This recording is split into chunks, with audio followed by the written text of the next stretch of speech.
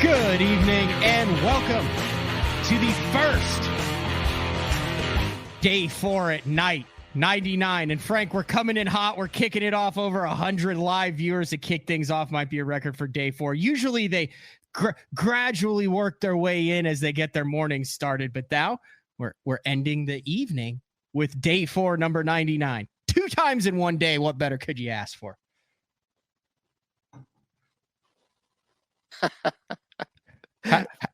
How have you been for the last 12 hours, Frank? I've been good. I've been messing around. I painted some jerk baits, and they're really cool. They're very subtle, they're very lifelike. I was messing around with them today, actually.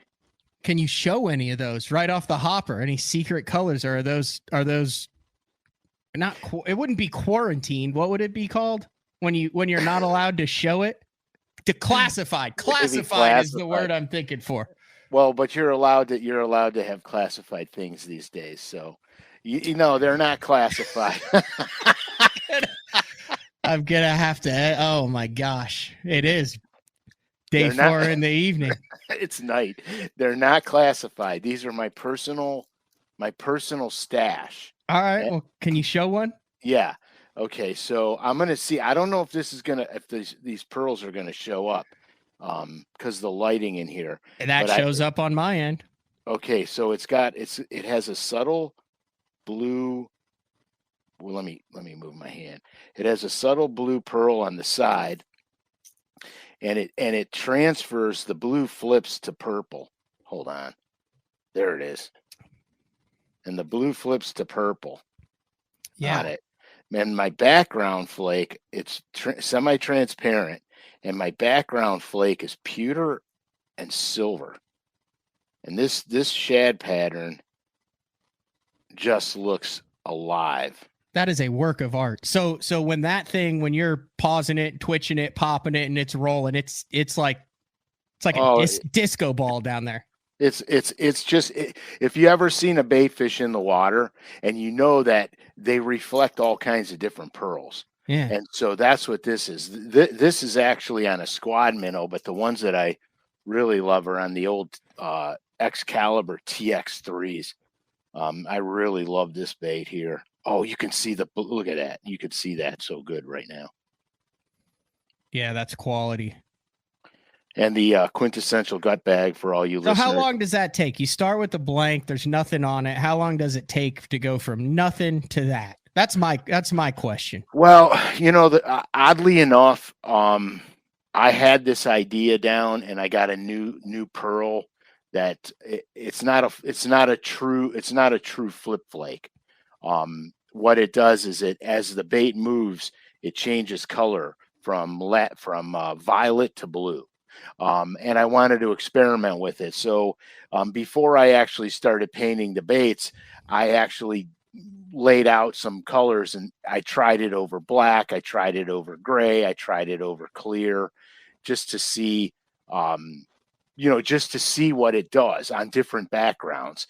And so then I tried it out on, if I dusted the bait with a pewter metallic and a silver metallic, how would it react?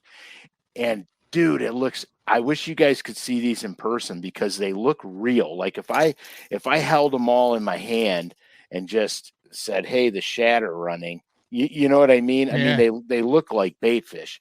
So to answer to your question, because I'm bloviating. Yeah. I painted 5 of these baits. It probably took me 2 hours. From nothing. You start from nothing. Yeah, I sanded them all down, because these were pre-painted. As you know, you can't get TX3s anymore. So I sanded them down. That takes a long time. And I sanded down the squad minnows. So that's the biggest time suck, unless I don't know what I'm doing.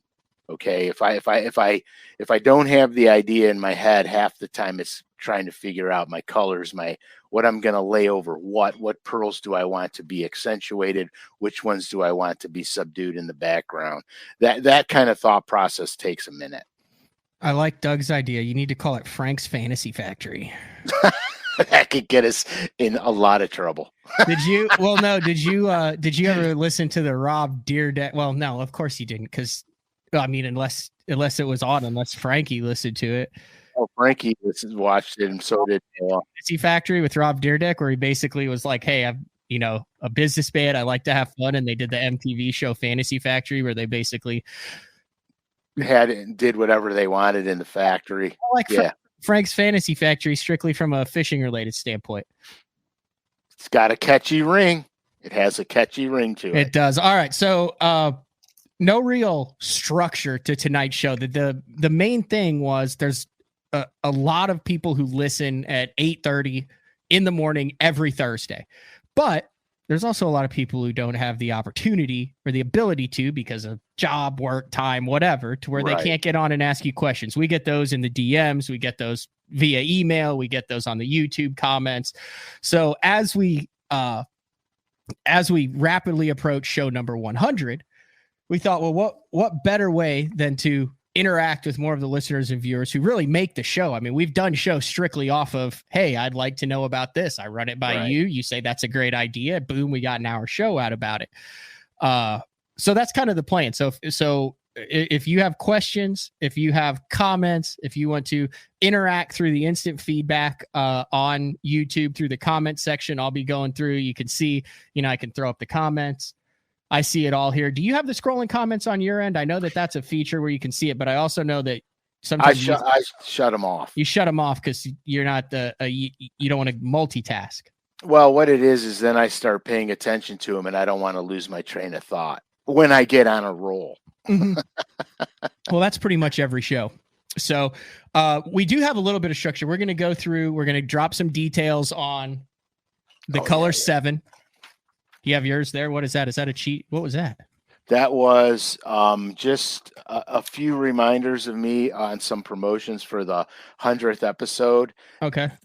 And I don't have the Color 7 up here. Okay, well, that's the number one question.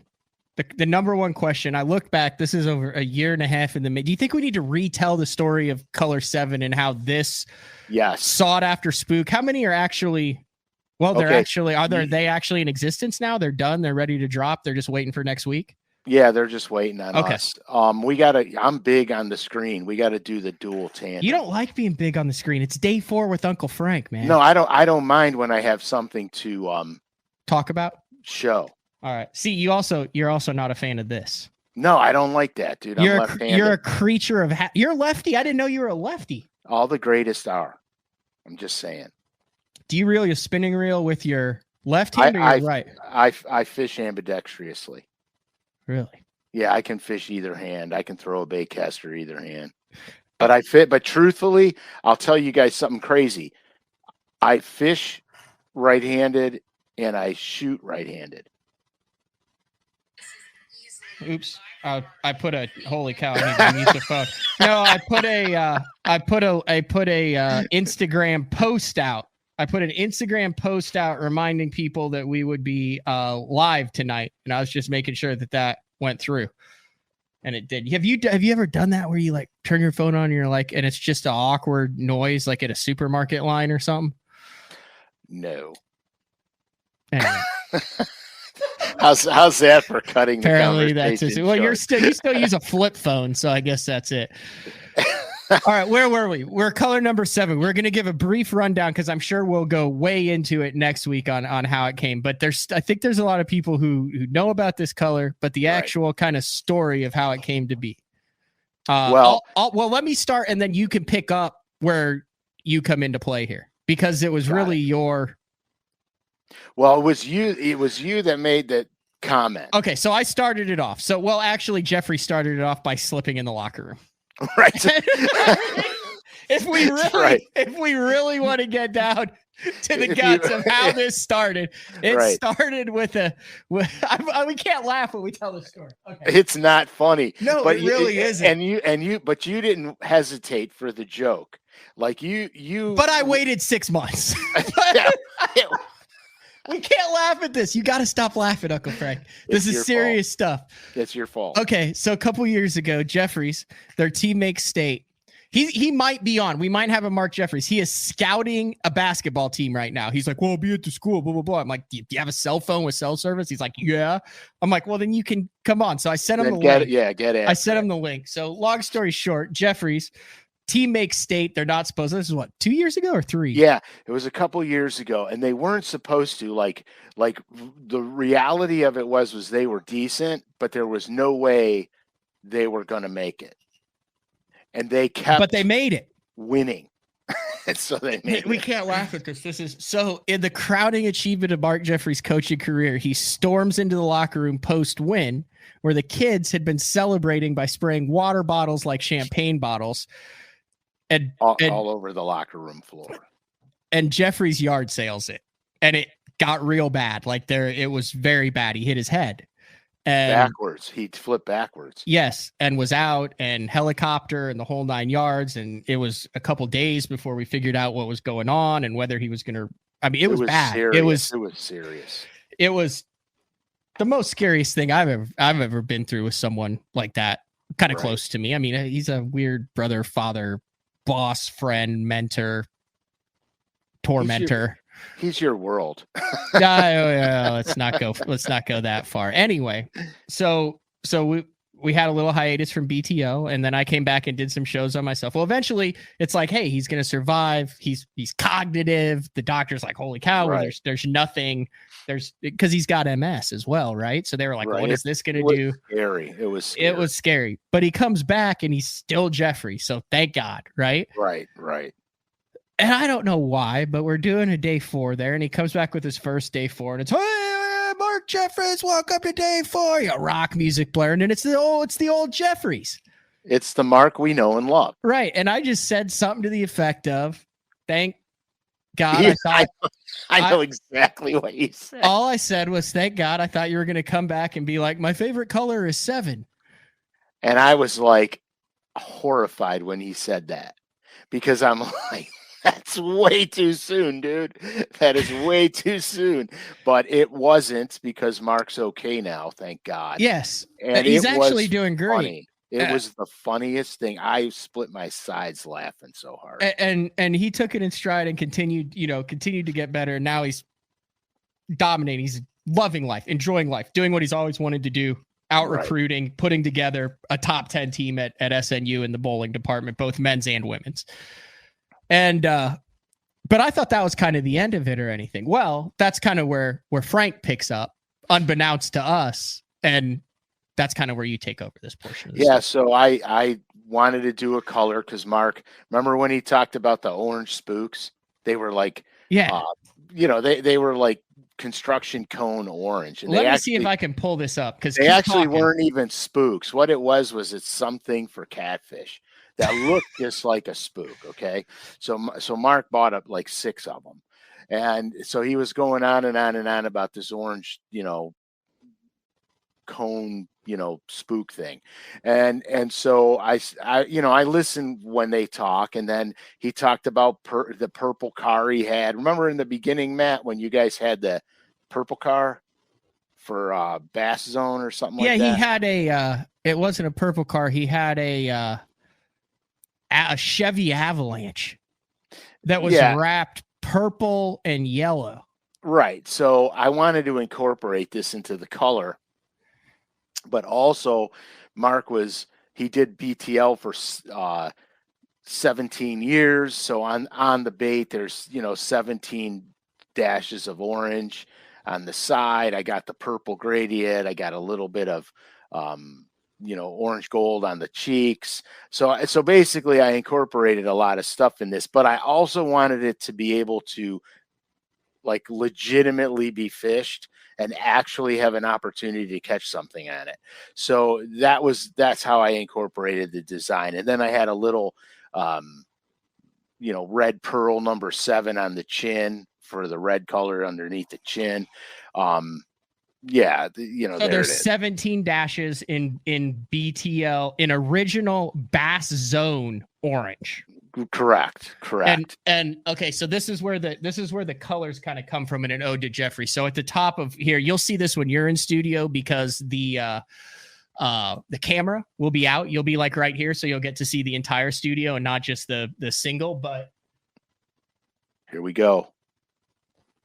Okay, these are some of the original gaudy hats that Jeffrey's created. So like this one is purple, black, and yellow bill.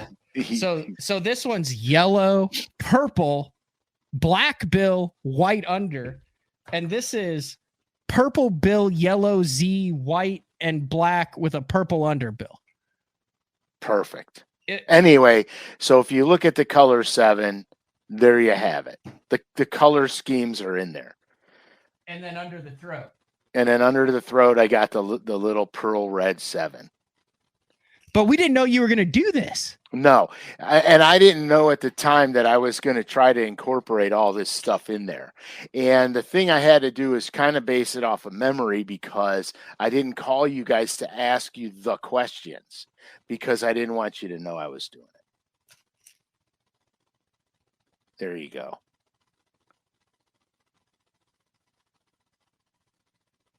But yeah, so that bait is we're going to make it available, and we'll announce it on next week. So that was like a year and a half ago. And then you learned the process of going through the corporate side of getting a bait from concept and just a color to market. Right. And here's the important thing to realize. That color had to be spot on from the factory. Because there's a lot of meaning in all the colors in that particular bait.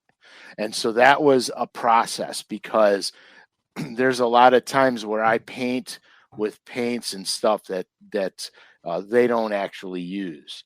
So it was very critical to get it exact, and they did a great job. They did a fantastic job with that. So that's the story behind color number 7. We're also got a lot of other things planned. I will say this. I'm going to do another hard knocker giveaway. Oh, really? I didn't realize there were only 300 of those colors available on LureNet. On the color 7 or the hard knockers? No, on the hard knocker colors. There may be more than that on those. I thought I just watched a video of the dude from LureNet who said there's only 300 of them. Was I wrong? No, not if you saw it on a video. Because it surprised me. Well, that's 300 times 24. I got you. You know what I mean? So, but at any rate, so I'm going to give another set away. I have a full set here. Oh, and by the way, the winner. I sent you the email, Tyler. I mailed those out this afternoon. God, you're making me look bad. At noon on the dot. You're making me look 12 bad. o'clock on the dot. They went out, and you should have them in 4 days. 300 per color and size. Correct. Yeah, Patrick. What's up, dude? Shout out to my homie at the plant, Patrick. So Patrick knows what's up. He knows everything. Okay. So how many color number 7? So when are we dropping them? We're dropping them after the show. We're gonna drop them after the show, because I don't want all you guys leaving the show. Well, yeah, that's just smart. and then how many of them are there? I believe 300. How long will those last, do you think? Do you think they'll sell out? I'm betting they last an hour and a half. An hour and a half. Will you have any way to know when they sell out? Because I think we need to make a $5 bet over under on how long it takes. Patrick, I'm leaning on you right now, since you're live and on fire with us. Is there any way for me to know when they sell out? Because Frank, I think we need to make I don't know whether to go minutes or hours. It might be minutes. Well, okay, but here, because what are we like doing, an over and under thing? No. We're just guessing. Let's do a Price is Right, but you can go over. It's not like the closest, but stays under, and then just the closest to the actual number of minutes. Okay, but cold beer from Bricktown Brewery while you're here. If they sell you mean out. You mean a personal bet between you and I? Yeah. Oh yeah, dude. Whatever you want. I thought we were gonna maybe make that a contest. No. It'd take too long. Yeah, no, that'd be too complicated. We just got through a 300 entry contest where I had to pick a name out of the hat and it went flawlessly. Let's not push our luck. Okay, so you and I'll have a personal bet. Anything you want, I don't care. Well, I just said let's do a bluesberry ale draft from Bricktown Brewery just down the road. Fair. Are you a blueberry guy? Dude, I drink freaking regular beer. Okay, you need to try bluesberry ale from Bricktown Brewery. Okay, so you don't know me very well. Meat and potatoes, regular beer. I don't do the craft beers. I don't do the, Coors Light, Labatt Blue, steak and potatoes. Okay, what do you do? Are you a sweet tea or unsweet? Because I know up there that sweet tea is not a given. Are you a tea guy? I'm a no tea guy. I'm really? A coffee guy. Yeah, so I need coffee because you're going to be doing the show in the studio here. So any specific coffee? I got a bunch of different Black Rifle. Yo, that's what I drink at home. Is Black Rifle. We're good. Black Rifle coffee, Coors. Just black coffee and water. There you go.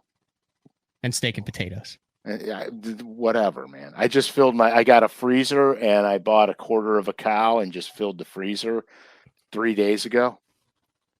And cooked some of the steaks up today. I made some fillets for my wife. Ooh. And me and Frankie had some sirloins. And I think Frankie ate 2 pounds of steaks by himself. That's 60. That's 32 ounces. That's doable. All right, write a number down. Write a number down, and then I'll write my number down, and then we'll see either minutes or hours, whichever one. I'm going to go hours and minutes. Okay. Okay, I wrote it down. Oh, am I going to have to show it up on the thing? No. I just want to say you have it right down. Oh, I have it written down.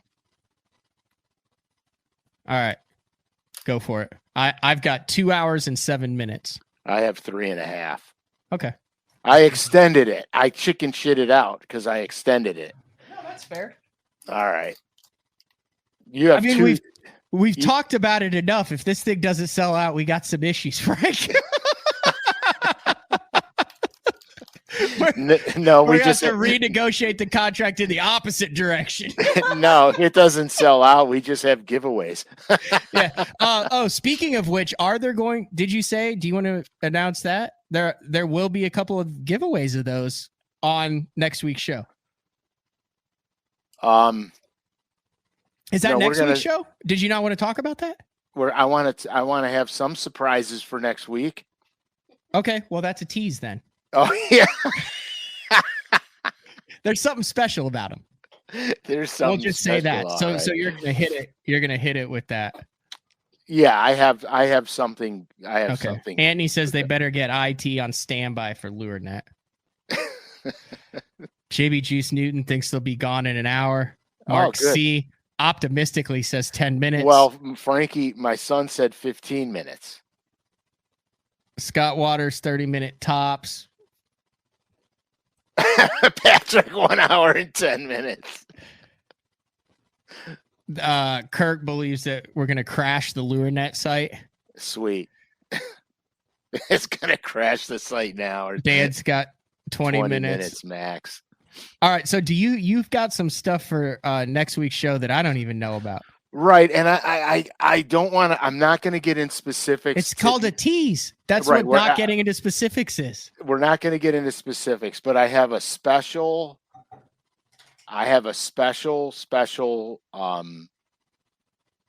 discount for the listeners. For that'll go for 1 week. And then I have another special thing for you guys, which will go much longer than that. And then, of course, the Color 7. And then as I said earlier, I have another complete set of hard knockers and one knockers that we're going to give away. Okay. Do we have any idea of what the price for the Color 7 will be when it drops? Regular price of the spook. So regular price. Yeah, it's going to be the regular price of the spook, and no discounts apply to that. Okay. Dude, that's the steal of the century. Yeah, it's spectacular, and they did such a good job painting it. I'm so impressed with that. Would be under Hedden, correct? It would in fact be. And the exact model would be a Hedden one knocker. Oh, it's the one knocker. Yes. Why can't I? Oh, Hedden one knocker spook. $849. There you have it. So as long as it's the same, it'll be as long as it's the same. There will be $849. Yeah, it'll be right in that same vicinity. That's my cheap disclaimer. All right. So, okay. We'll figure out the details later. Because like I said, if you're listening to the show, if you're not, I've gotten a couple emails about people who are like, hey, I won't be able to. I mean, I would suggest you have a family member or someone who does have access. Yeah, get after it. But if you don't, hopefully, if it does sell out, and we were being optimistic here. Don't say it. If it does sell out, is there a chance that they'll ever be available again? There should be. I mean, well, there's always that possibility. I would like to have it in rotate, like a color, like the 7, like it's, hey, you go on the one knocker site, you could buy, like that would be cool. And it's a possibility. We can't rule anything out in this game of life. All right. We're not ruling things out. Okay. I'm texting Jeffries now to see. Uh-oh. He didn't even respond. I sent him the link. He's hi-hatting us. Well, he's on a recruiting mission. He has another job. No, he's on a scouting mission. A scouting mission. There you go. That's okay. Did we cover 7 thoroughly enough? We covered 7 super thorough. All right. So, okay, guys, if you guys like this morning's episode, make sure you go check out that video on LureNet Bait School, the deep dive video I did on LureNet. There's a few things in that video that weren't covered in this morning's show. So you'll want to check that out. And if you guys have questions, now remember, you're going to have to type in your questions, and we would like to do a lot of questions and answers. And, it could be anything you want, whatever. No waypoints, no personal info. Jeffries is claiming that he has barely 1 bar. Okay. He would not accept that answer from me. Well, So I just said Wi-Fi ? I mean, he's in a gym. What do you think? What is he playing in a 1950s gym? Is he scouting the Hoosiers? I'm just saying. What are they? Are they wearing thigh huggers and 3-pointers are illegal? Exactly. Layups only. Yeah, no 3-point line. They didn't make it up yet. He said it's a closed network. Okay. Well, we'll have to get him on. So what his answer was when I told him that we were doing this because I knew we had class. He goes, I'll just jump on during class. I was like, is that legal? He's like, they don't care. What a great precedence for the kids. That's what kids, I said. Put your cell phones down and pay attention while I do this. Except for these 10 minutes, free reign on Instagram. Right. While I do this podcast. I mean, fantastic. I do know where he is. It is very rural.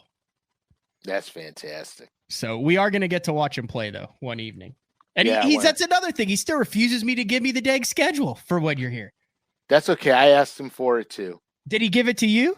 No, it's all about the teas. That's what I said. William Clark, Jeffries can figure out live before anyone else, but can't figure out how to turn on Wi-Fi. It's so true too. I mean, it's so true. Holy cow. 111 threes in a game. What? Some team. I'm assuming that's a high school team. Oh yeah, has to be. Mandatory 5 passes before a shot. He takes this stuff seriously. All right. Let's do a little planning for the 100th show, and then we will dive. We're half an hour in. We've bloviated enough. We will dive right into viewer questions. So I have the power to scroll up and down here. If you have a question over any of the past 98 episodes, something that you've just been dying to ask Uncle Frank, something in a past show, a recent show, whatever, open season. And I'm going to hit you. You don't know what's coming or what direction it's coming from. Sound fair? It's fair. I'm just gonna say Ryan Hartman, keep it real, dude. All right. Michael's question is, how do you spell bloviate? Matt, get on the computer and look, because I don't even know. I think it's Bloviate, but I'm not 100% sure. Bloviate. That's I said, to talk at length, especially in an inflated or empty way. And wasn't it derived from Cleveland? Didn't you find that out? Really? I don't remember that. I thought you did. I thought that was what was so funny about it. To speak a lot in an annoying way as if you were very important. The Cambridge definition: to speak a lot in an annoying way as if you are very important. That's the next shirt. Bloviate with the Day 4 logo under it. We'll do that in like 6 months. Yeah, agreed. It has to come out. Just bloviate, nothing. Just nothing else. With just a small Day 4 logo underneath. Black t-shirt, white, bloviate in quotation marks. That's money, dude. That is money. I had never heard of that word until you brought it up. I'm a plethora of knowledge. What are you looking up now? Bloviate. Oh, same thing. All right. So the game plan for when you're here, you're rolling in on Wednesday or Tuesday? I'm gonna actually get in on Wednesday evening. Okay.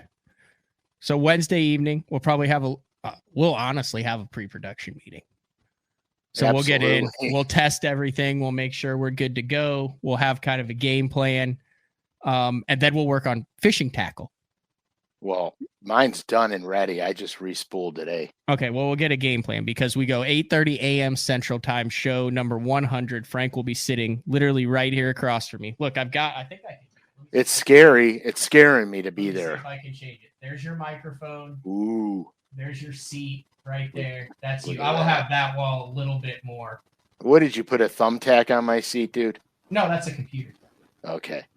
That's my laptop that I've been trying to figure things out. But there's your mic. There's your seat right there. I'll have these computers pushed in. You'll be the first in-studio guest. The first in-studio guest of BTL, because Bradley's frantically trying to make sure he's dialed in for blue trophies and classic qualification for the Elite Series. So Perfect. The hot seat is all yours. So then Thursday, 8:30 a.m. Central Time, we go live. Probably an extended show. We got to talk about something. We're going to reminisce about the Pat. Well, let's plan on what we want to talk about on the 100th show. We haven't talked about that. Well, heck, let's throw it up to the viewers. Yeah, what do you guys want to hear about on the 100th show? Let me pull a piece of Sunline Hotline is not up, folks. It is a pain in the butt to get. You don't want to know the IT work I've been. Yeah, we're gonna have to get that. Stuff. Yeah, we'll have to get that up and running, but. When you can. What are your thoughts? I think we need a recap of maybe the top 3 stories. Top 3 stories. Do I have to write this down? I'm not taking notes, dude. This is nighttime. I'm taking notes, dude. All right, good. We will run the sizzle reel. That's a great idea, Kurt. The 100th show sizzle reel. Funny. 100th show sizzle reel. That's so funny. I would like you to bring what you think are your best hand-drawn maps that you've ever done, like ones that you're really proud of that you kept. Really? You've got a list, do you have a? What about this one? That's a pretty good one. That has no color on it. That's because this was the black and white rendition of the one for saying color. Tom would like hand-drawn maps. Okay. All right. Can we give away a hand-drawn map during the show? We absolutely can. Okay. All right, you're putting me on the spot, man. We're planning this right now. All right, so I got to write that stuff down because I got to look for some of this stuff. Either that or I could send you an email after this.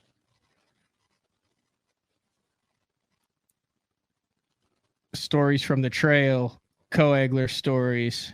Oh gosh. We went the dirt on the old tournament trail. Engine problem stories. Nah, Frank's in town to enjoy the 100 show. Sorry, Nick. Stories from the your trail. your favorite paint jobs of all time.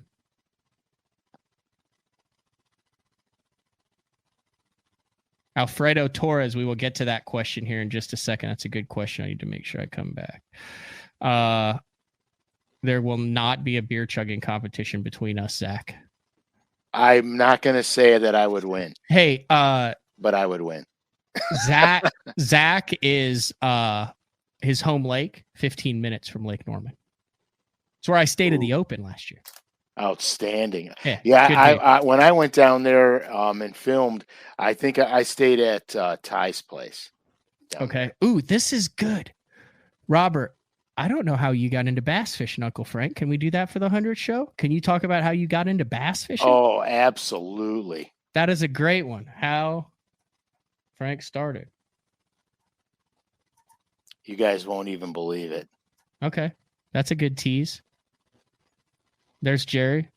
Same thing. Jerry, question or review of how Frank got started.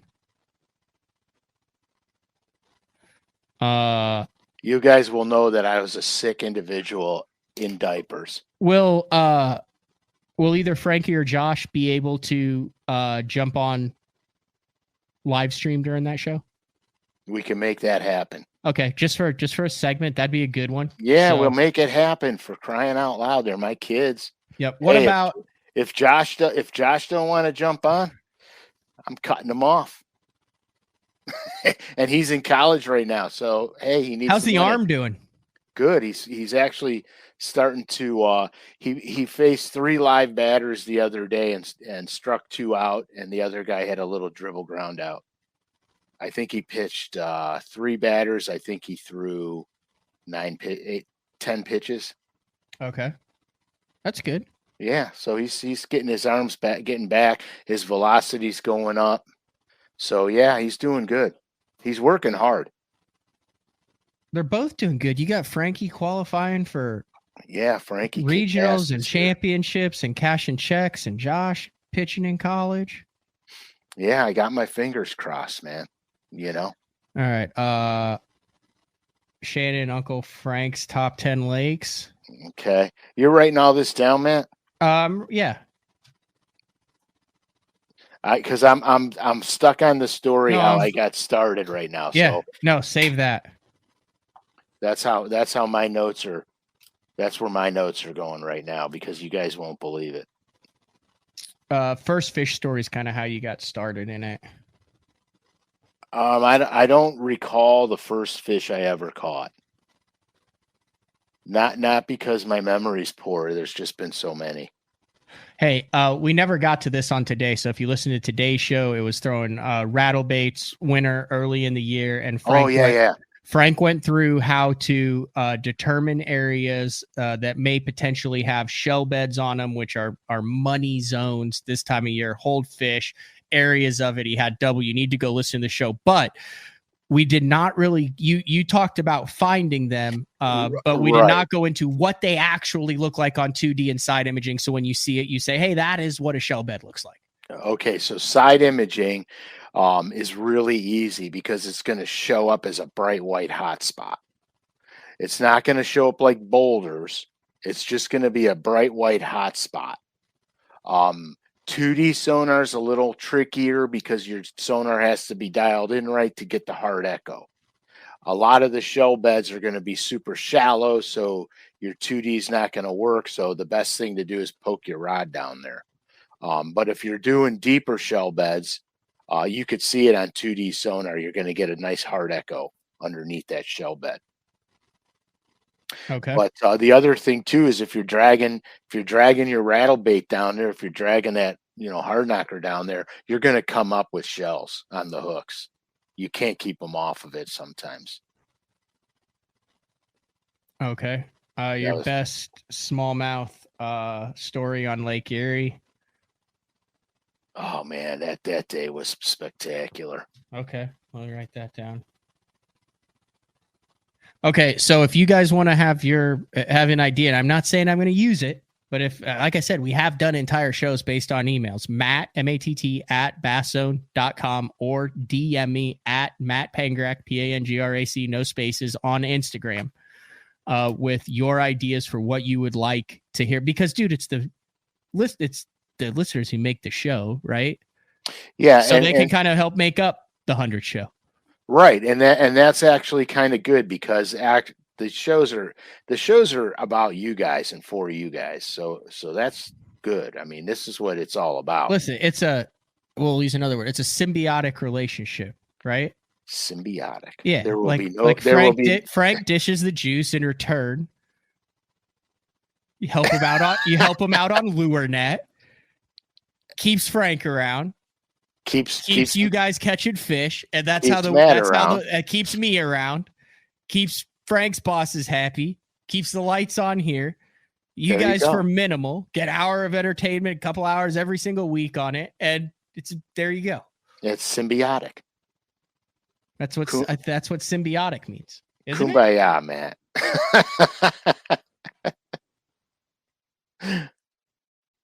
Yeah. It's like an economic ecosystem. An economic ecosystem? Yeah, in some fashion or another. That's a good question. Blaine wants to know, you ever fish Lake Superior? You know, let me think about this for a second. No, I have not. I got close, but I didn't go into Superior. Brandon Polinick found a UFO in Superior. Did he? Like a legit UFO on side imaging. It's a flying saucer with windows that's embedded into the bottom at an angle. I don't know if I should have said that. I've seen pictures of it from that tournament, and he was freaked out. I want to see that. It's a UFO. Damn, I want to see that. Should I? Yeah, he's going to absolutely throttle you right about now. Why? Because you let it out. You let the cat out of the bag. He's going to get a knock on the door from the CIA and the FBI, confiscating his sonar unit. That's great. I'm not kidding, though. That's cool. I wish I could have seen it. That would be badass. I wish I could have saw that. I'm texting him about it. I know you are. I'm watching you live. That's the beauty of live. So yeah, so just get some questions up so we could start rifling through them. I love to answer these questions. You guys could DM me too on Instagram, SCALISH_fishing. Mac would like to know your comeback plan for the Elite Series. That would start out with divorce.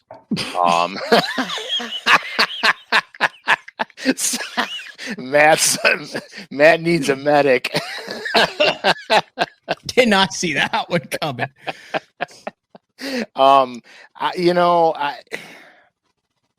I miss it really badly, guys.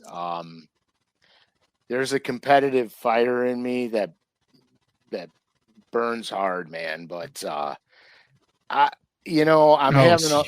having a lot of fun doing this kind of stuff right now, and it's very difficult for me to put me back into the 238 days a year on the road. I really like what I'm doing. I love doing this podcast. I love interacting with you guys. I love designing baits and colors and doing my fishing videos. I just do. I would love to compete again, but I just don't. You gotta, when you compete on that level, you have to put 120% into it. Okay. And when I did it originally, I was so committed to it that I focused everything else out. And now I've got a lot of stuff going on, and I would have to get rid of it, and I don't want to. I really enjoy my life right now. I really enjoy what I'm doing. And there's, I get a lot of pleasure out of when you guys DM me and say, man, I listened to the show and I went out and I caught this or I caught that. Um, I love going to the store and seeing my lures on the shelves. There's a lot of things that I really like about what's transpired in my life. And I'm not saying I'll never compete in Bassmaster again, but probably not the elites. Well said. Noble Newton would like to know, do y'all ever use the 6 to 8 inch swim baits on bigger jig heads for deep smallmouth? You've never done a big bait show. No, I've never done a big bait show. I got into those big swim baits on Champlain for all you guys that What's up, me Mr. about Mittens? Bama. That's Bama. Oh, Bama, sorry. Yeah. Okay, get out of here. He looked very unimpressed. Yeah, he doesn't care. So I took the actually I was throwing a 6-inch Bastrix on a jig head on Champlain for smallmouths. And I thought that it was going to be the be all to end all. And so the first ledge I pull up on, I chuck that thing out there and I'm slow rolling it back to the boat. And man, everything just stops. I lean into it and I got a giant freaking pike. Giant pike. So I'm fighting the pike in, I'm fighting him in, and he's got it choked. So I get him almost where I can manhandle him, and he breaks me off. So I tie another one on. I go through the whole routine again. I work down the ledge a little bit. I fire it out again. Dude, I was on a pike pattern that would have made pike fishermen sick to their stomachs. They were absolute giant behemoth pike. And so I was obviously practicing for the Bassmaster event. So I said, I got to put this thing down because it's not helping me out. And so I didn't pursue it any further. I do throw 5.5-inch swim baits on Erie and catch them on that. But I haven't really thrown the giant ones. I kind of want to. I want to get a hold of Milliken and do something with him, glide baiting for him. That'd be fun. It'd be just sick. Jamie, Juice, Newton, Frank, and Matt, how do you force yourself to actually idle and spend arduous time scanning structure, learning electronics, and not fishing? I can't do it, especially with live scope. You want to take it first, Matt? Yeah, I got a real easy answer. I don't. I hate it. I don't listen. The way that I fish and my style, unless it's so, like, I probably spent more time behind the wheel at Oneida this past year than I ever have trying to find rock piles in the grass. I mean, I did. I spent 3 days and I hated it. The only reason that my Bass Cat has a sound system in it now is because of those 3 days. Like a man can have a lot of weird thoughts go through his head in 3 days of idle. You got to be really good. And I was like, I need some red dirt. and then like I'd see Hallman, and Hallman would have like Turnpike Troubadours on like 11, just cruising. And I'm like, damn, I need a sound system in this boat. So that's why I got it now. But for the most part, just the way that I fish and what I do, I'm not a Josh Douglas or a Tim Horton or one of those guys that just absolutely scan. I don't do it. I can't do it. It's not that I can. It's not that I don't know how. I mean, I know how. I hate it. I hate it. I hate it. Okay, so now I'm the complete 1,000,000,000% opposite. I literally can idle for days looking for stuff. I want to find the most obscure things you could find. I want to find things guys don't find. And the only way to do that is to spend time in the seat of that boat, at 1,200 RPMs. I have literally practiced for some tournaments, and for 2 days did absolutely nothing but idle and never even made a cast. And that's how, and I have no problem with it. Like, I don't think I'm wasting my time, is what I'm saying, especially if I'm dialed in. Like, when I know the fish are offshore, I'll spend a day and a half idling, finding stuff. And then I'll go back and I'll just check them real quick. And I'll know if they're there. I'll know if they're not there. And if they're there, they get a mark in my GPS that I have to come back during the tournament and fish this one. And if they're not there, I just label it, rock pile 22 feet. Mm-hmm. So I know what I got on the GPS. And then, and I don't have an issue with that, because I love being off the bank and I love looking for stuff. So, but I never found a flying saucer. Yeah, he found one. It was not on here. It was not on Superior. It was on Huron. Ooh. Is the word sequestering him? He has agreed to come on a regular BTL show and tell the story. Outstanding. He actually has. Yeah, it's real freaky. Can you give him my phone number and have him text me the picture of it? Yeah, I will. So I would love to. The only thing go ahead. No, go ahead. The only thing I want to see more than that is Bigfoot. Oh, that was the perfect segue, because I'm not kidding. So he's booked on that show. I'm doing, I've seen him, right? Oh, shut up. I can't tell the story. I think so, but he was dead and it was a government cover up. But I can't I can't tell the story right now. And you're going to edit me for saying top secret. No, I can't tell listen, I can't tell the story now. This is going to be I've already promised. Okay. So I've got Polinick on it and I got Matt Steffen, and I got both of them saying, hey, we're not giving that story to anyone else. And we're doing a strange, weird, bizarre show.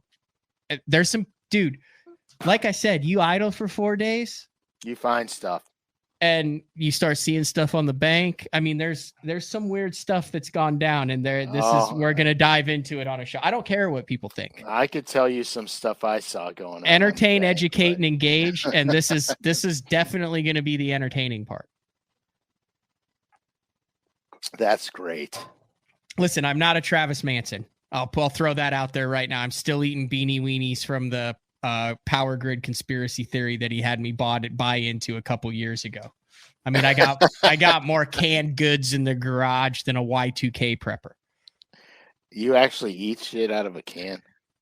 Well, according to Travis, that was the only thing that you'd be able to eat after the world ended. That's exactly why that's never going in my body. All right, so let's get back to the fishing questions. Oh, please, let's do, because I don't like where we're going. There's no question on my screen. I know, I'm working at it. Repost. Uncle Frank, can you elaborate on how you fish offshore on lakes like Toledo Bend, Rayburn, and other lakes with extremely large creek arms that are not current generated? Yeah, I can. You want me to do it right now? Yeah. Okay, let me see something here. Oh, get a life. I got a map. Guess what? You're fixing to be the main. Okay. There you go. All right. So here's the thing. Go back to his question. Put his question up first. We'll just leave it up there. Okay. Toledo Bend. All right. So I actually have a Toledo Bend structure fishing story. Okay. So on Toledo Bend, the first time I ever went to the lake, it was early in the year, and guys were catching some, not many, very few fish shallow. The fish were in that, in Texas, there's a lot of pre-spawn that goes on offshore where the fish start to gang up before they run up to the bank. So here's the deal, dude. You have to look at that map and you look at the big flats that go way out into the lake, and then you follow those drains in, because that's how the fish go in. All right. So when I was there, I was in the mouths of the creeks, but on the main lake side. And anyone who knows Toledo Bend, It's a flooded forest.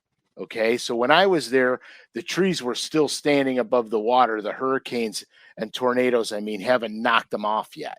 Like right now, if you look at Toledo Bend, a lot of it looks wide open. That's because a lot of the standing timber got knocked down because of tornadoes and wind shears and stuff. So it wasn't like that when I was there first. So the first thing I did was ignored the trees because there was way too many of them to care about. Okay. It wasn't the unknown element in the lake.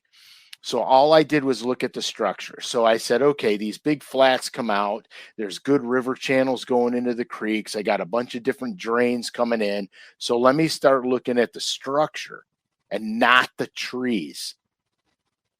And I was catching them, believe it or not, in practice, I was catching them 18 to 25 feet deep and even some deeper than that. Wow. And good ones. All right. What happened was I was actually catching those fish drop shotting.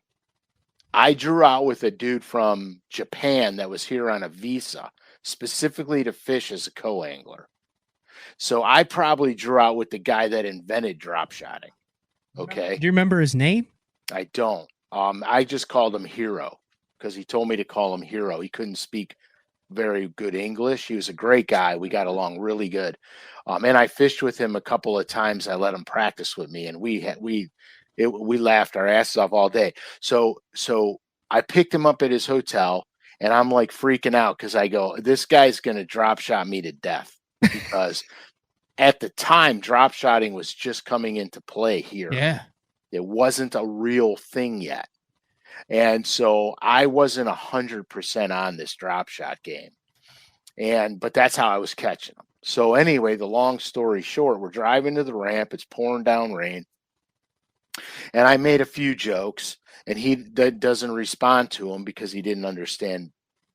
He didn't understand our nomenclatures and stuff that well. So about 5 minutes goes by, and he starts cracking up. And he goes, I get it. You funny guy. And I said, well, Hero, I said, pay attention to me all day because you could laugh all the way back to Japan because of his processing time. You know what I mean? So anyway, so we go out there, and lo and behold, I'm not catching the big, 4 and 5 pounders I was catching. I'm catching all 1.5 to 3 pounders. And this dude is smoking my ever living brains out. And I'm like, I go like this. You know what I mean? I just put my hands up. He goes, because he didn't speak English. So he goes like that, and he points to his fishing rod, and he goes, and then when the timber down there, he goes, don't bring it over to the timber, he tells me. Don't bring it over. Shake it, shake it, shake it. So anyway, long and short of it is, I weighed in an average bag. It wasn't beyond extraordinary. The next day, we had another set of tornadoes come through, and they canceled the day. So Fish and I took off. Fishburne and I took off. We went and ate. We played around all day doing stupid stuff. And the next day, I don't know what I'm gonna do. There's residual rollers rolling down the lake, and they're giant waves. Now, all you guys know, I lived on lake. You can't get out of them on Toledo Bend. Like, you have to be in the boat lane to get where you're going, and then a lot of the stuff, I mean, it's right. So you're relegated to being in that buoy stretch. Yep. So if that's the wrong way to take the waves, you're stuck with it. Yeah, you're eating them. Okay.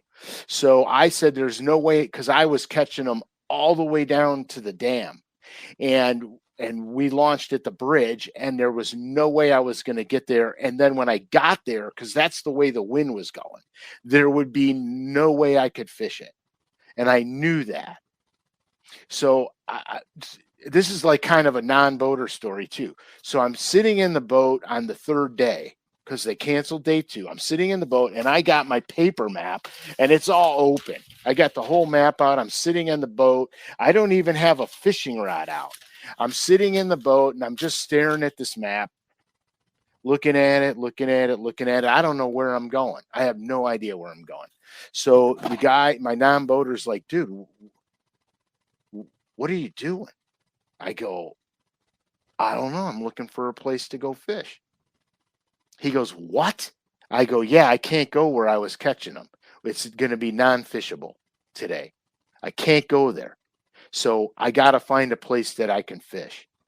And he's getting in my grill a little bit. Yeah. And I'm like, dude, you're just, because this is back when they have co-anglers. Right. Co-anglers. And the co-anglers paid what, like $1,000 or something. It wasn't cheap for them, but there were some co-anglers that were like, hey, I'm here to catch fish and make money. Right. So he's like, dude, I have to get a check. And I'm like, yeah, well, I kind of do this for a living, so I kind of need one too. I'm not screwing around, dude. I'm trying to figure something out. So I figure I see a creek that I like that's semi-protected that I can get to. And I'm studying it because I want to see the contours in there. I want to make sure that I know when I get there, because I've never seen it before. I've never even went to that end of the lake before. So we blast off. I don't have a rod out. We blast off. I run down to that creek. I get in the mouth. I take the boat back, way back. I stand up a little bit while I'm just on plane. I'm standing up and I'm looking. And I get back in my seat. I got it just going just to keep the boat on plane. And I'm just cruising down the creek, looking. I go all the way to the back of the creek. I shut the boat down. I stand up. I'm looking around. I look at my map again. I go, okay. I run back to the mouth of the creek and I beach the boat. And he's like, what are you doing? You had to take a dump. I go, no. I thought you were like, I'll be back in 5. Yeah, give me 10, dude. I go, no. I said, I have to rig tackle. Nothing I have on is right for this. It's pre-power pulls. Yeah. So I go, nothing I have on is right for this. So I pull my spinnerbait rod out. I cut the spinnerbait off. I go in my spinnerbait box. I'm actually building a spinnerbait on the water. I get it done. I rig it up real nice. I get a rattle bait out. I rig it up. I get 2 flipping sticks out. I rig them up. And I go, okay, we're going. He goes, where are we going? I go, right there. He goes, what do you mean right there? I go, dude, when we came in, I saw bait fish busting on that island. I said, we're going to go around it real quick with a spinnerbait. He goes, you're out of your mind, dude. I roll up to the island, dude. I caught a limit. Okay. So I catch a limit. I go, we got to go to the midsection of the lake. I saw a flat that came way out. We got to go fish it. Oh, and I had a swim bait on too, a bass trick swim bait, to be honest with you. So I run out to the little flat. I get on the flat. I find some submerged timber that's standing up, but not poking through the surface real much. I chuck that swim bait out there. I'm slow rolling it. And dude, the water just goes, and I go whack. The thing goes out of the water. I got no swim bait. It's gone. I'm like, holy crap. I grabbed my flipping stick and I just pitched it right in the middle of the boil. And my line starts taking off. I reel down to it. Wham, dude, I got an 8-pounder. So I was like, holy crap. So I fished there for a couple more minutes. I don't catch any more. I go, come on, we got to go to the back. I said, I saw some brush piles back there on the little river channel bed. Let's go back there. I run to them brush piles. I flipped fish out of every one of them brush piles and culled fish. And the guy, we're done with the day. And I overstayed my welcome in the creek.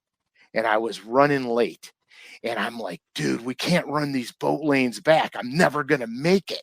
He goes, what are you crazy? I go, we're going straight across the middle of the lake. We're going to be I go, we'll be at the boat ramp in 2 minutes, dude. No, you ran that where the humps are? Dude, I ran straight across the middle of the lake. That's like you make that like 3 out of 10 times, I bet. Well, I made it once. And I only ran it once. And I put that boat on plane, dude, and trimmed that thing up and was gritting my teeth the whole way across the lake. And I made it back to the weigh-in. I had like a minute to spare. You know what I mean? But that guy, when we got back, that guy goes, you never fish here before? I go, this is the first time I've ever seen this lake, dude. And he goes, I can't believe you did that. He goes, because one day I'm catching them in, 28 feet of water, and the next day I didn't fish deeper than 6. So you got to keep an open mind. So back to the structure question, because I'm way off base. It's a hell of a story to get to the map, Frank. I'm just going to point that out. I know, but okay. So this just happens to be perfect. So you see how this flat comes way out in the lake? Yeah. And then you got the river channel bend that comes into this point over here that you can't see because the map ran out into this point. This is the kind of stuff you're looking for. You're looking for this stuff right here. It's got a little high spot on it. This is exactly what you're looking for on that lake, dude. You just ignore the timber. You go there and you look for the big flats that come out with all the drains and the runs and stuff on them. And that's how you fish Toledo Bend. That was a long way to get to that map. That was badass. I'm just saying. It was a good story, though. It was a great story. James might even have it better. He wants to know who you hated on tour. Who was your least favorite professional angler? Did you have beefs? Like, did you have beefs? Like, listen. We've done shows. Like, I've had beefs. Listen. Is that Frankie laughing in the background? Yeah. Have him stick his head in and say hi. Everyone knows who Frankie is. Hey, you got to stick your head in now and say hi. Listen, if you're a cat or a dog that walks across the screen, or if you're heard off screen, you have to stick your head in and say hi. So just give us a. He ran out for a second. He'll be right back. Stick your head in here and say hi. What's up, Frankie? Hey, I don't even have that hoodie. Do you like that hoodie?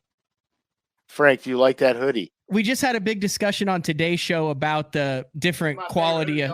That's your favorite one? Is it kind of lighter weight, isn't it? Like kind of a sport hoodie? I can't hear. Sport hoodie? Yeah, it's a Sport Tech hoodie. It's good. All right, that was it. Thanks, dude. I can't hear Matt at all. On your speaker, on your Delayed. Oh, he's delayed. Yeah, it's delayed. Yeah. That's in case you just go completely off the rails. Which could happen with this question. I am not going there. You don't have one story that you could humor us with and just say use Angler X, and then you'll have 380 people try to use deductive reasoning and figure out who Angler X is. I could tell you something that happened without mentioning names, and he will know exactly who he is. The floor is yours, my friend. I don't really want to do this. Okay, we can move on if you don't want to. I'm not going to peer pressure you into anything. No, I'm going to do it. So we were fishing a tournament on Lake Norman, and I was catching them fairly decently. And I had this one area that I went in. Actually, it was a little pocket, and I went into it every single day. And I went into it every single day at the exact same time. And every time I went into it, there was not another angler there. In fact, I never saw another angler in there. Okay.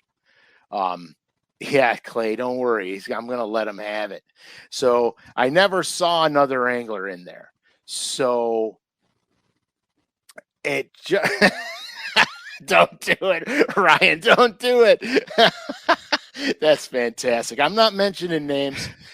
So far, the 3 guesses are Skeet, Ike, and KVD. Well, they're wrong on all accounts. Okay. They're wrong on all accounts. So stop guessing, damn it, and listen to the story. So this is important. I never saw another boat in there, and I went in there and I had some brush piles that were in exit stage left. Brush piles that were in there. They were kind of right. You cannot read comments and continue a story. No, I can't. You got one thing. You're either reading comments or you're telling a story. Okay, I'm trying to get through this. So anyway, so I was just going in there, and I was just going in there to hit. I had like 5 brush piles that I was going in there to hit, and that was it. Okay, so we're gonna fast forward. The tournament is coming to a close. Okay, and we're going into the last day, and I'm in. Shit, I don't remember if I was in. You were catching them. Yeah, I was like in in 10th, and this other person who I can't mention was in like, I think 7th, and I could be wrong by a spot or two for each of us, but we were both very close. We were both close enough to make it happen. Okay. So so the tournament's over. Oh, no. The tournament's not over. So this dude comes up to me and he goes, "Hey, we're fishing the same pocket. Can you let me have it?" Oh, so it was Tommy Biffle. No. That's no surprise. You could have just said it at the beginning, Frank. It's not him. It's not Tommy. He's like, so, you're fishing the South Bank. I'm fishing the South Bank too. You're like, the South Bank is 75 miles. Tommy's like, what's your point? Right, exactly. It's mine. So I'm like, what do you mean you want to have it? You want to have it the whole day or what? I said, what do you want from me? And I'm gonna slip and say the name because I'm getting don't say the name. No, this is all for the story. So he goes, you guys aren't gonna believe the end of this story. So he goes, I just need it for 2 hours. I go, when do you want it? He goes, first thing in the morning. I go, you can have it for 2 hours. I said, I'm coming in there on the 2nd hour, Mark, because that's when I come in there every single day. So my thing was predicated on sunlight. I needed the sun to get up so the basket sucked into that brush. Okay. So this is the funny thing. So I go in there after the 2 hour mark. There ain't a soul in there. And it's not a giant place where you can't see every single boat dock to the end of it. There's nobody in there when I get in there. Okay. So I go to my brush piles and I catch one. I go to the next one. I don't catch them. I leave. I got other places to go. Okay. So I wind up finishing in the top 20. This guy winds up finishing in the top 20. Okay. On the way, we're leaving there, and I think we're going to Gunnersville. On the way to Gunnersville, I get a phone call from a radio station. They say, "Hey, dude, we're going to go live. Can you get on at such and such a time?" I said, "Yeah, I'll make sure I got a cell signal." So I'm getting close to the time. I'm getting close to the time I got to call in. They're going to put me on hold and let me listen to some of the show until they clue me in. Okay. Okay. So I find a place, I got a signal, I whip over, I call in, they go, "Dude, we're going to put you on hold. You can hear the show. Just sit tight." I said, "I'm in." I got I got to pause you. You said at the 2 hour mark, you were going to the spot. It wasn't a guy named Mark. No. Okay. Everyone listen, look at this. Everyone on the instant there's feedback. No clues. Wait, just look at this. This is what's been going on. You don't see this. Someone's going, Mark Tyler. No. Scott Martin. No. Mark C. Mark Davis. Mark Menendez. It has nothing to do with Mark, people. He was looking at the time mark. The time mark, like the 2 hour mark, not a mark. It's not a mark. It's not. It has nothing to do with Mark. Did someone guess Mark Zona? Like they're like, no. "Hey, was Mark Zona?" Look, when did Zona fish that series? It has nothing to do with anyone named Mark, people. Okay, you guys, I had to do that because you don't see the comments, but I do it. It's a total. It's a gong show going on right now. Can I finish this? No, I had to stop that because every Mark that's ever fished was getting slandered. People thought you were on the bank with Mark Davis. No, it's not. It's not a mark. Trust me. Okay, continue. Right where you left off. I just had to clear that up. So I'm off the side of the road in a place where I have all the bars on my phone. I call in, they put me on hold. I get on and I can hear the show. Lo and behold, the dude that wanted the creek for the first 2 hours is talking on the show. Live. And this is what I'm listening to him, and this is what comes out of his mouth. "Oh, I was sharing the same waters as Frank, and he was fishing it all wrong, And I wanted to tell him so bad how to fish it properly. And I am going to strangle him the next time I see him. And he is literally lying out his ass. Okay? Because I never saw him in that pocket ever. So when he asked me if he could have it, I didn't even know he was ever there. In fact, I asked him, I said, "What, are you going there now?" And he goes, "No, I've been fishing it every day." And I go, "Well, I haven't seen you in it ever." "Oh, we must miss each other." But he goes on live radio and tells them he watched me fish in there and I was fishing it all wrong. Okay? So I wanted to punch him in the face. So here we are. We're on Kentucky Lake a few tournaments later. And I'm sitting there, I'm talking with Ike and Ellie. And he comes up to me and he's like, "Hey, dude, can you help me out on Champlain? I've never been there." And I'm like, are you serious?" So I go, "Hey, listen here, dude." I said, "Do you remember Lake Norman?" And he goes, "What do you mean?" I go, "You remember Lake Norman? The little pocket that you watched me fish, even though we never seen each other from the beginning of the tournament to the end?" I go, "You remember that little episode?" And he goes, "Oh, yeah, you let me have it in the morning. That was so nice of you." I said, "Here's the way I see it." I said, "I don't owe you anything. If anything, you owe me." I said, "So you could kiss my ass about Champlain." And I turned around and walked away, and everybody's like, "Ooh, he told you, but I can't. I got to stop talking because I'm going to slip. I'm going to slip fine, out dude. his name. We gained 50 viewers during that story. We're at 399. You got to give one more. We got to hit 400. You give one more detail, I promise you. Someone tells someone, and that goes up to 400. All right, I'm going to tell you who it was now. No. You text me the guy's name, and I'll live stream him in, and then we'll hit 500. You live stream him in right now. Stream him in right now. You're going to witness a crime on a podcast. You're going to try to get at him through StreamYard. Oh yeah, no, I'm not kidding you, man. And that's not the first go around with that dude either. All right, folks. I don't ever ask this, but that was uncomfortable for Frank to do, but it was also gold.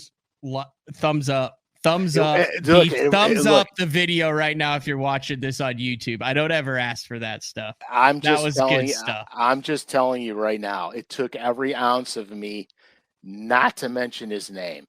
And here's the news alert, guys. It's definitely Mark Jeffries. Here's the news alert, okay? It is absolutely nobody you guys mentioned.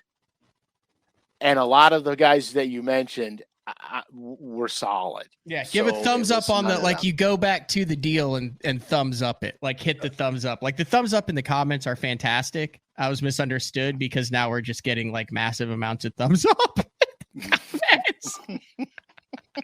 Like, that's much appreciated. Greatly. Ken, Curly, Steve. But we're talking about on the actual YouTube. Oh my gosh, you guys are bringing it. You're bringing the beast out of me again, man. Oh, that was legendary, man. Bringing the beast out of me. Oh, my headsets are sweating. I've never had sweaty ears before. I'm just telling you, that was absolute bullcrap. I was listening to him live on the radio, throw me under the bus, and it was a flat out, bold-faced freaking lie. And I'm so happy that I got to put him in his place at Kentucky Lake in front of all his buddies. So that was money. This is a story. Listen, I've gotten into this before. You can be, in my opinion, you can be a really good guy and get into it on the water to an extent. Fishing is weird. So, like, let's take like Bob Probert or any of the hockey guys, right? The only difference is there's an arena and they have a helmet on, and they're not friendly on the ice, but they get off the ice and they're completely different people. But no one says, "Hey, this guy's got multiple personalities." They're like, "I'm serious." That's what they would do. They're like, "Hey, this guy is a competitor. He agitates. He blah, blah, blah. And then look at what he does in the community and how amazing he is with the fans, and everyone loves him at All-Star Week and all that." Right. So if you're going to consider bass fishing a professional sport, just like you do hockey, just like you do a pitcher who beans some dude in the back and blah, blah, blah, but it's different and can go eat a steak with the dude that he hit afterwards.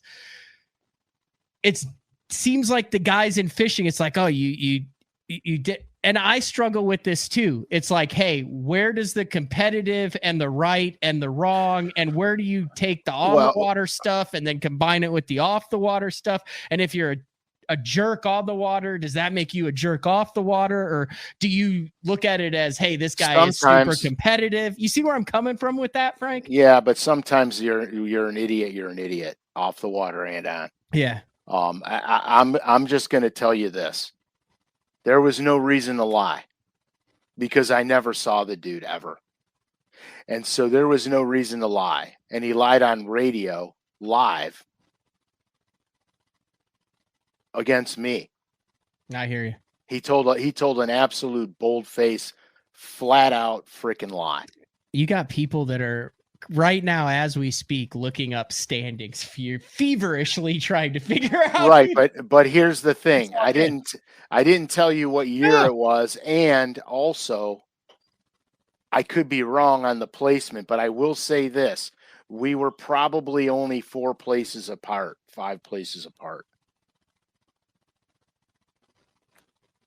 But man, I was livid. Anyway, what else we got? What are we going to call the after dark? Listen, this is Uncle Frank Unglued. This is Uncle Frank Unglued. This is what we're doing. So we're doing this 6 times throughout the year. These are for the listeners who listen to day 4. We're going to go 6 times in the evening. That's the beauty of having the studio at my house and taking all this time, and it will get better, and there will be more guests and more cool stuff. I might have to do the UFO Yeti show at night because that might require a Dr. Pepper. That would require that. We're going to do this 6 times a year. So we'll do this in March, and we'll do this in May, and we'll do this in July, and we'll do this in October, and then we'll do it in December again. So it'll be a blast. This is going to be a blast. You see, it's a little looser. We're not, we get into, some things, but we're not diving in heavy hard. All right. If you guys have any other questions for Uncle Frank, I'm trying to keep up with the instant feedback, but it's, you know what I need? I need an intern that I need an intern. And here's what I'll say about that. I will treat that intern so well because I was that intern. And Jeffrey was like, hey, here's 5,872 photos from long distance, and I need you to categorize that into 111 different anglers in the next 30 minutes. You just blew your chance of getting an intern. Why? No, because that's what I went through. I don't take photos anymore. I said, I'll treat them. I know what it feels like to be the intern. Yeah, you do. So I can sympathize. I can sympathize. You were there from the beginning, Matt. No. Jeffries had been established when I was there. I started interning in 2007.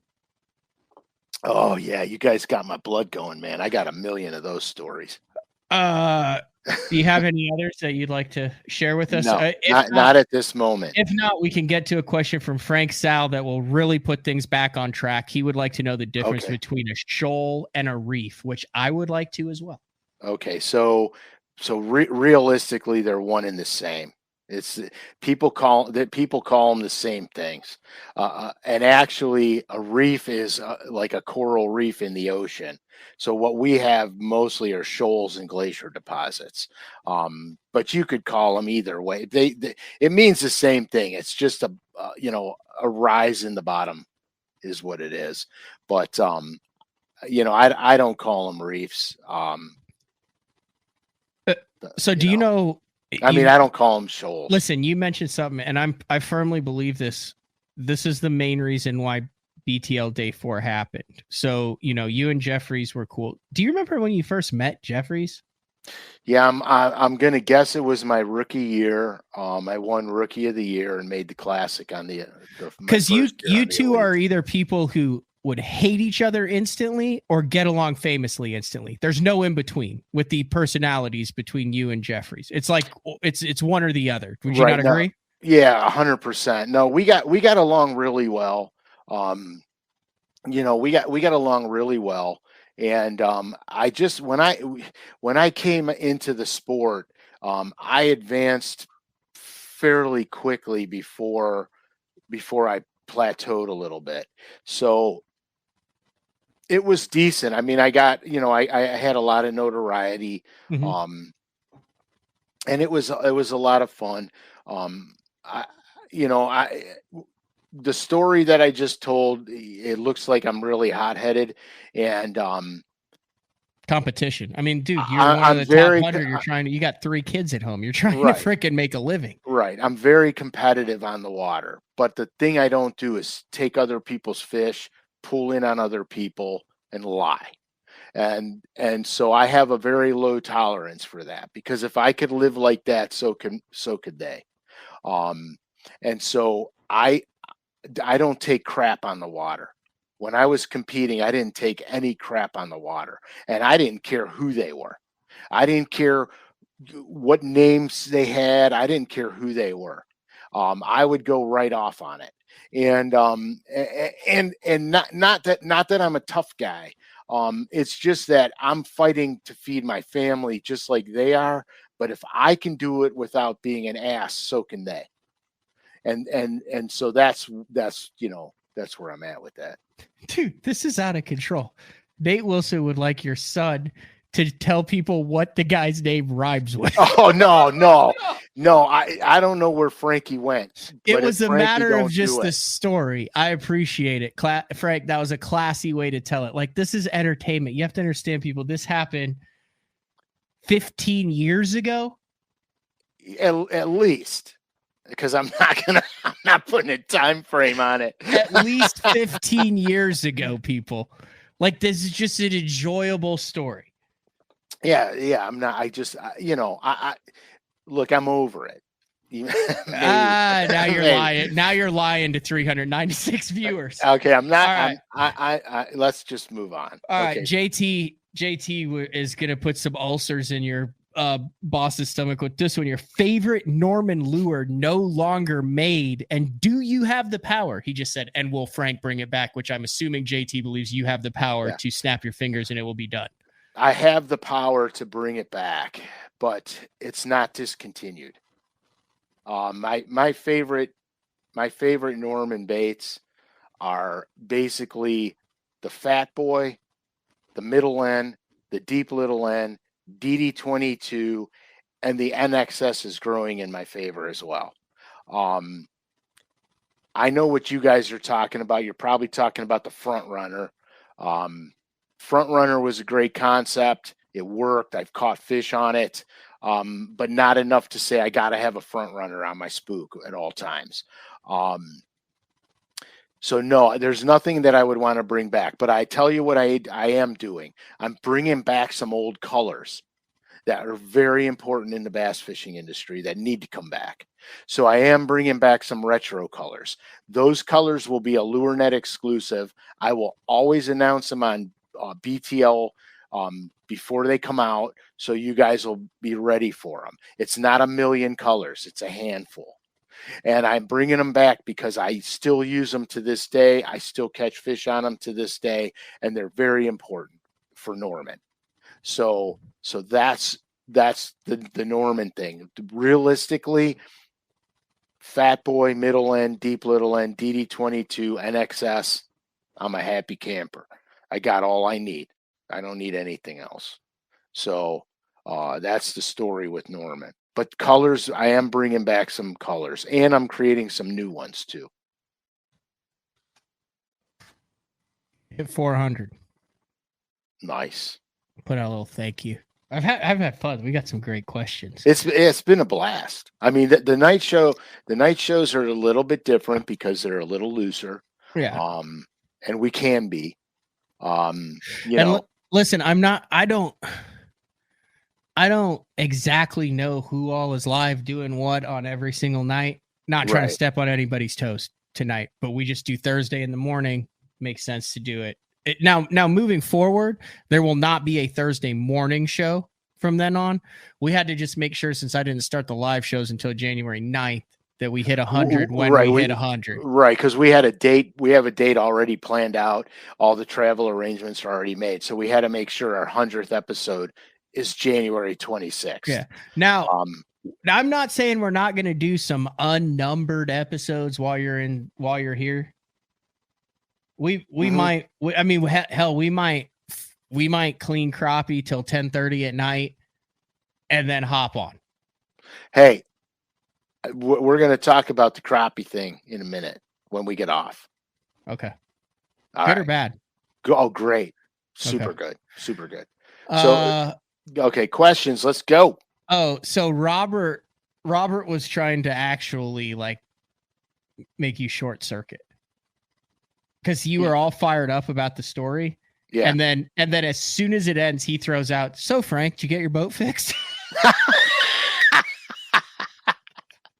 I mean, it might be the most cold-blooded question in the history of Day 4 with Uncle Frank. Robert, you are cold-blooded, dude. You are a viper. You are like a viper. Yeah, the long and short of it is my boat is fixed. The sad thing is, there was a couple of tornadoes that went through that exact area, and I haven't been able to communicate with my mechanic. Oh yeah, I forgot about that. That's so it is what it is. You'll handle it when you cross it. Good question. Any chance Todd could live stream in on the 100 show? We talk about your prop guy all the time. Yeah, I could have Todd stream in. Yeah, have him stream in. We talk about him all the time. He's a blast, dude. I gotta be honest with you. I split the cow with him.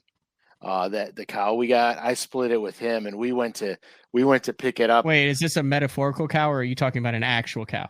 The actual cow, the beef that's in my freezer. I thought split the cow was like one of your Ohio sayings. No, it's like I split the cow with him. Oh, hey, Day 4 shirt, split the cow. That makes sense, though, does it not? Well, I'm not sure how it's going to make sense. I'm going to leave that one. I just split the cow with them. That's not an Ohio term. That's not an Ohio term. Okay. And we went down to pick it up, and I said, "Dude, let's just bring my truck because we're actually hauling a cow and a half." And Sean, let's hear some anger stories.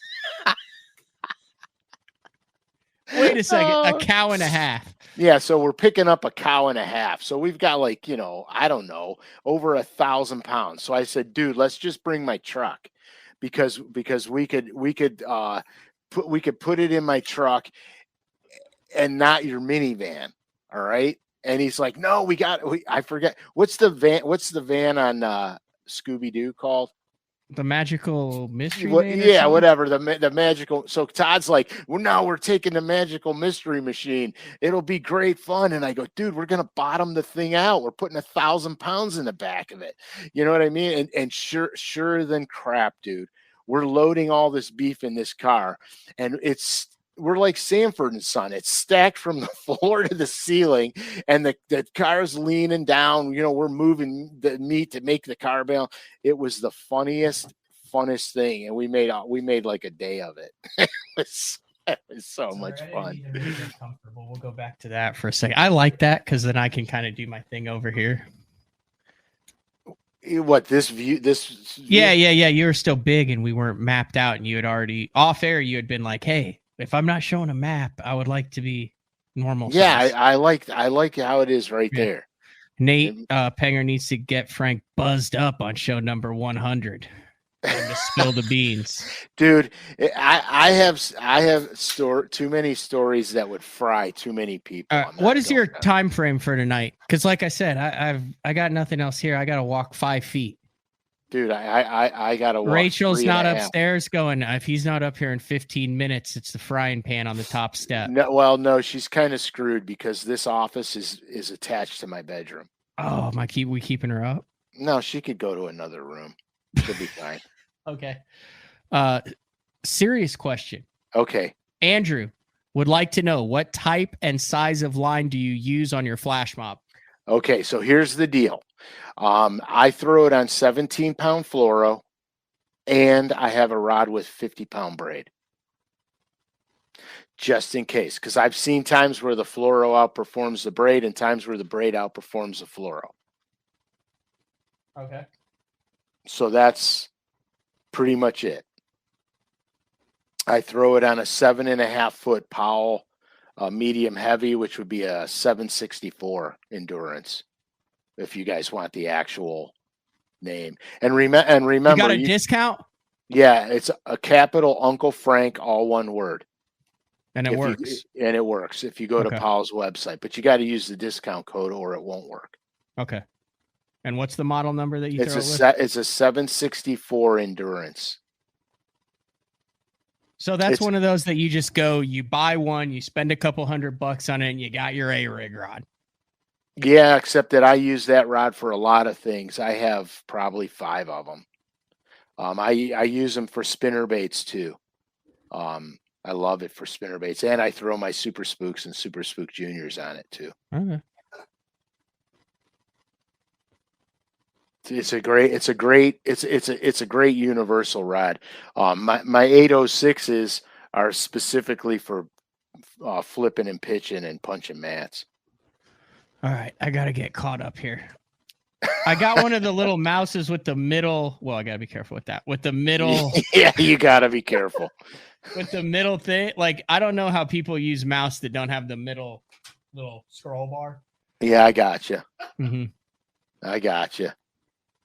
Um, See, my mouse has the middle thing too. Peter Long with just a more of a history question. Jeffries once mentioned someone winning a year's supply of Land O'Lakes butter. Do you happen to know who that was? Mrs. Buttersworth. I do. The FLW, dude, this is all week. All I've done is like FLW retro show. So Brett Height and I made an actual list of all the team deals we could remember. And unfortunately, I forgot the Jacob Porosnik Snapple deal and the BF Goodrich deal. Anyway, do you remember when they did the year's supply of Land O'Lakes butter? No, I don't remember that. I do not remember that at all. To be honest with you. BPD Ken is saying, holy cow, if I'm sticking around this long, you giving away anything at the end of the show? That's his way of saying. Yes, we are. We're giving away humor and entertainment. Okay.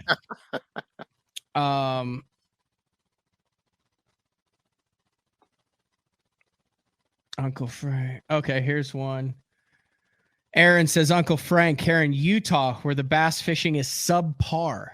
Best advice to catch biggest bass in our reservoirs. Big swim bait? Yeah, I mean, have you ever even stepped foot in Utah? No, I haven't. You know, the thing is I would need a lake.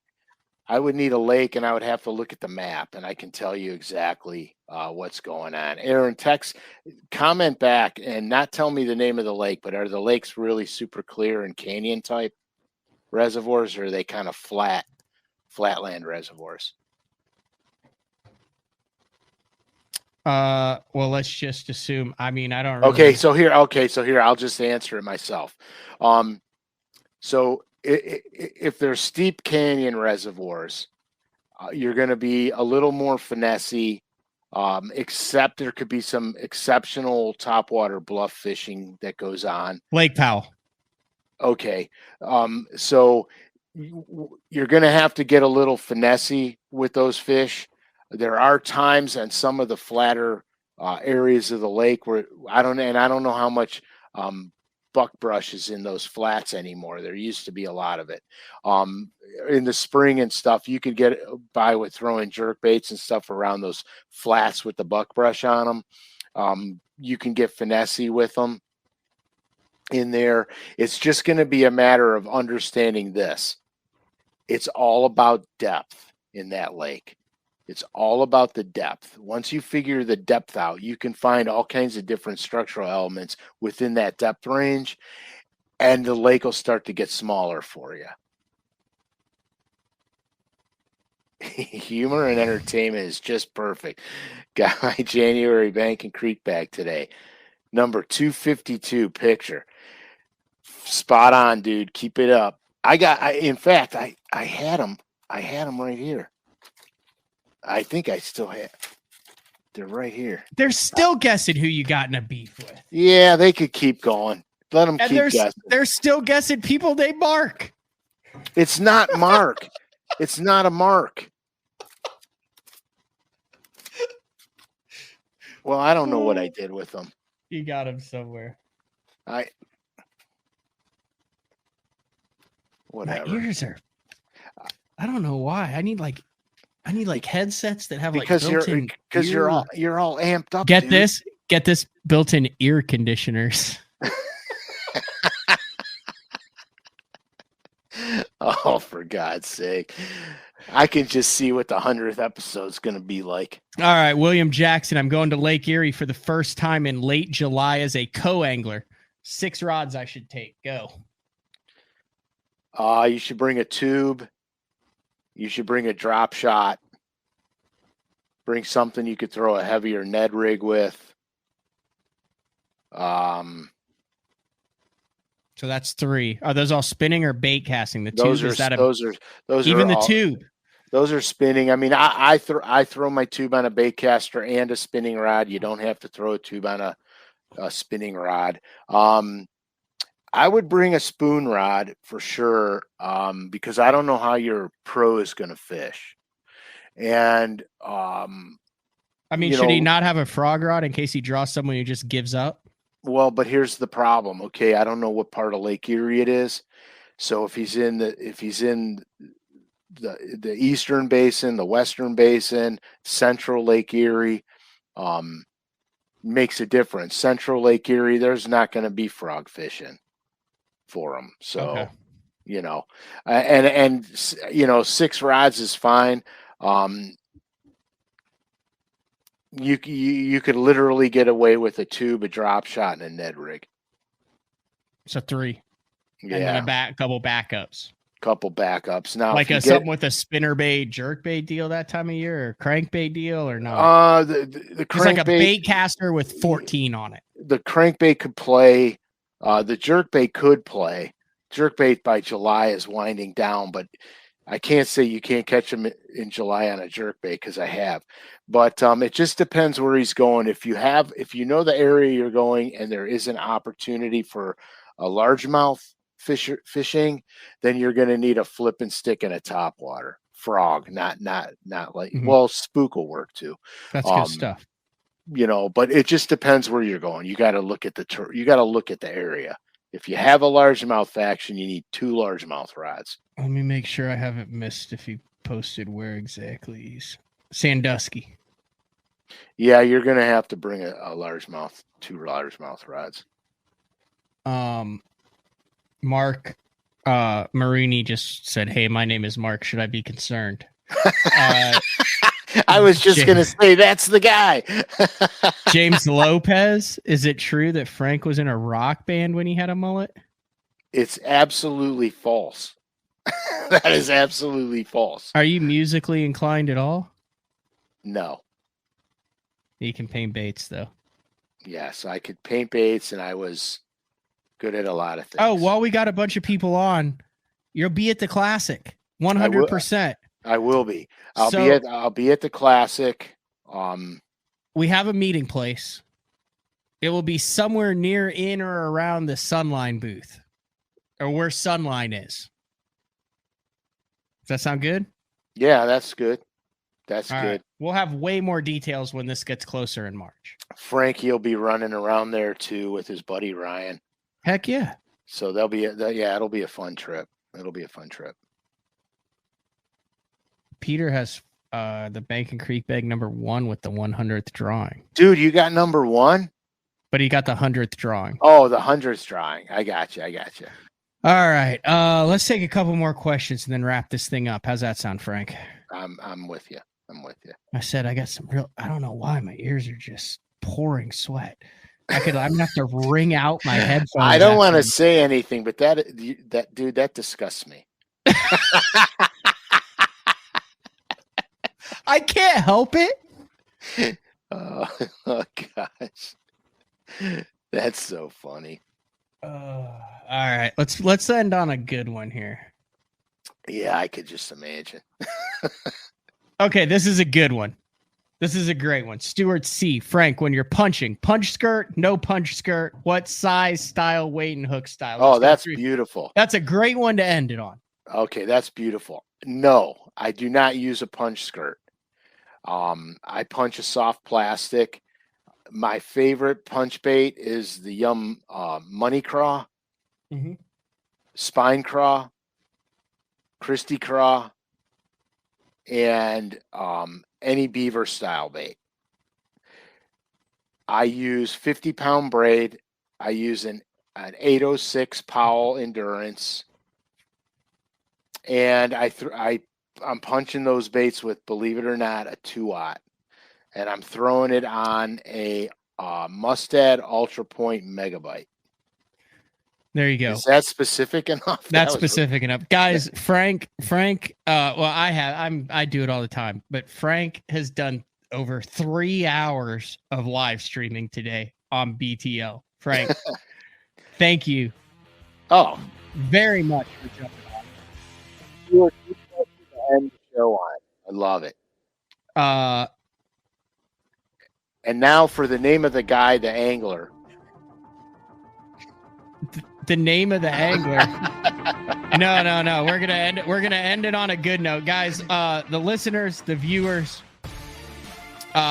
This has been awesome. I wasn't sure what to expect going live for the first time. Fantastic. In the evening. Because I watch a lot of the live stuff in the evening too. Yeah, same here. I've actually done some of Travis's at night. Yeah. That's good stuff. So yeah, you guys are awesome. The comments, the listeners. Show number 100 next Thursday, 8:30 a.m. Central Time. Frank Scalish in studio following the show. The drop, the long-awaited year-plus drop of color number 7, plus additional giveaways, Uncle Frank's secrets, stories that have not been told. And then I'm also going to slap a GoPro in the Bass Cat. We're going to jump on the lake. We're going to catch crappie. We're going to catch bass. We might go live later in the night. Who the heck knows? Mark Jeffries is going to be a part of it. Your kids will be a part of it. Yes. Todd, the prop guy, is going to be a part of it. All sorts of stuff. 100 episodes in. I'm looking forward to it, Frank. It'll be great. All right. This has been another edition of Day 4, which we're calling Night 4. With the man, Frank Scalish. Join us next week for show number 100. We are out of here. Yes, end it, Frank. Remember, merchandise available. We got it. Zone.com. Click on the Shop BTL tab. High quality stuff. Frank demanded the high quality stuff. I was like, there's no way they're going to pay $60 for a hoodie. I was wrong. You gotta have good clothes, man. I couldn't wear it tonight because I would have been sweating profusely from other places other than my earlobes. Oh, God. We'll end it on that. See you guys on Adios. Monday on BTL. Later.